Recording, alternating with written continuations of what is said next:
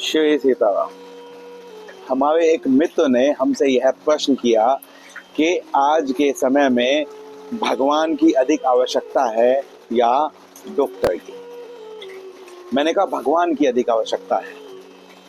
तो उन्होंने कहा कि यदि आप बीमार हो जाएंगे तो आप इलाज किसके पास करवाने जाएंगे? तो मैंने कहा हम इलाज भगवान के पास करवाने जाएंगे। वह चौंक गया, कैसे? हम यहाँ पर बात करते हैं कि भगवान क्या है। सबसे पहले हमें यह समझना होगा कि भगवान क्या है। क्या वो भगवान है जिसकी मूर्ति बना के आपने उसको मंदिर में रख दिया है और आप बस वहाँ पर उस भगवान से मिलने जाते हैं, उनके दर्शन करने जाते हैं, परंतु उनसे सीखते कुछ नहीं है?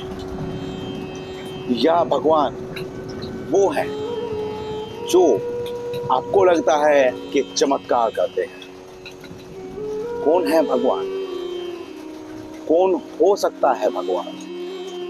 यदि हम कहें जब हम जन्म लेते हैं तो हम शुद्ध होते हैं और उसके पश्चात जैसे जैसे हम ज्ञान ग्रहण करते हैं तो हम ब्राह्मण बन सकते हैं। यहाँ शुद्ध क्या है और ब्राह्मण क्या है? क्या बस एक जाति? शुद्ध वो है जिसके पास अभी विवेक नहीं है। छोटा बच्चा, उसको नहीं पता कि सांप उसे डस लेगा, वह सांप से भी खेल सकता है, वह उसे उठाकर मुख में डाल सकता है, परंतु क्या आप कर सकते हो? नहीं। इसीलिए जब तक विवेक का जन्म नहीं हुआ है तब तक वह शुद्ध रहेगा। धीरे धीरे जैसे जैसे वो बड़ा होगा और जिन जिन गुणों को वह धारण करेगा उस ही वर्ण को वह धारण कर लेगा। मान लीजिए एक डॉक्टर है आज के समय में, मान क्या लीजिए आज के समय में भी आपने अभी देखा होगा कि एक डॉक्टर था जिसके पास विस्फोटक बरामद हुए। एक डॉक्टर वो था जो हिंदू महिलाएं उनके पास जाती थी, उनकी नसबंदी कर देता था। एक डॉक्टर वो था जो झूठी रिपोर्ट बता कर के आपके गर्भ में जो बच्चा है वह मर गया है और भ्रूण हत्या करवा देता था।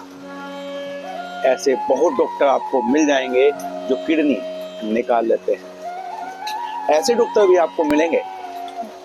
गैस का दर्द होने के पश्चात जब आप हॉस्पिटल में जाते हैं तो वहां पर आपके हृदयघात का अटैक बतलाकर स्टंट डाल दिया जाता है। ऐसे भी डॉक्टर आपको मिलेंगे जो मेडिकल स्टोर से साठ गांठ करके और महंगे दामों की दवा आपको दिलवाते हैं, उसमें से कमीशन खाते हैं।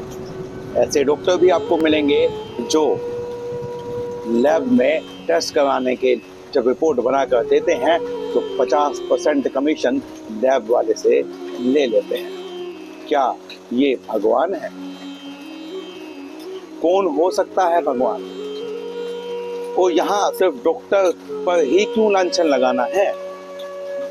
आप शिक्षक ले सकते हैं। जब हम छोटे थे तो हम सुनते थे गुरु गोविंद दो खड़े काके लागू पाए, बलिहारी गुरु आपने गोविंद दियो मिलाए। तो हमने गोविंद को भी पीछे रखा परंतु गुरु को आगे रखा। क्या आज के समय में ऐसा कोई गुरु आपको देखने को मिलता है? ऐसे तो बहुत मिलते होंगे जो बच्चे को ट्यूशन पढ़ाने के लिए मारते हैं, प्रताड़ित करते हैं, मानसिक रूप से उसे परेशान करते हैं ताकि वह उनके पास ट्यूशन पढ़ सके। तो आपको यह समझना होगा कि भगवान की आवश्यकता क्या है। विष्णु सहस्त्र नाम में भगवान का एक नाम धर्म है। धर्म क्या है? साधारण शब्दों में यदि हम समझें तो जो आप अपने लिए नहीं चाहते हैं वह आप दूसरों के साथ कतई न करें, यह धर्म बतलाता है। यदि यह धर्म डॉक्टर ने या शिक्षक ने धारण किया होता तो क्या वह ट्यूशन के लिए प्रताड़ित करता? क्या वह किडनी निकाल पाता? क्या वह झूठा ऑपरेशन कर पाता? क्या वह विस्फोटक रख पाता? क्या वह भ्रूण हत्या कर पाता? क्योंकि उसने धर्म धारण नहीं किया था। तो आप कौन से डॉक्टर के पास जाएंगे इलाज करवाने के लिए, यह मैं आपसे जानना चाहता हूँ। इसलिए मैंने कहा कि मैं भगवान के पास जाऊंगा। जिसके आचरण में धर्म होगा, वह किसी भी पद पर बैठा हो, वह अपने कर्तव्य को बड़ी ईमानदारी से निपटाएगा। वह आपके साथ छल नहीं करेगा, और यदि छल करेगा भी तो वह छल भी आपके भले के लिए होगा।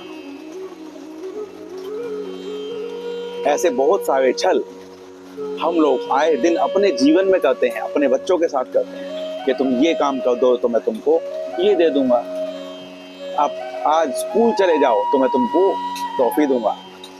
तो ये छल है, क्योंकि हम उसे रिश्वत दे रहे हैं, परंतु यह उसके भले के लिए है, ताकि वो शिक्षा ग्रहण करने स्कूल चला जाए। तो छल भी गलत नहीं है, उसका उद्देश्य उसे सही और गलत बनाता है। तो मैं आशा करता हूं कि आप अगली बार जब इलाज करवाने जाएंगे तो आप भी भगवान के पास ही जाएंगे, डॉक्टर के पास नहीं। आप जब शिक्षा ग्रहण करने जाएंगे तो आप उस गुरु के पास जाएंगे जो गोविंद से पहले प्रणाम का अधिकारी है।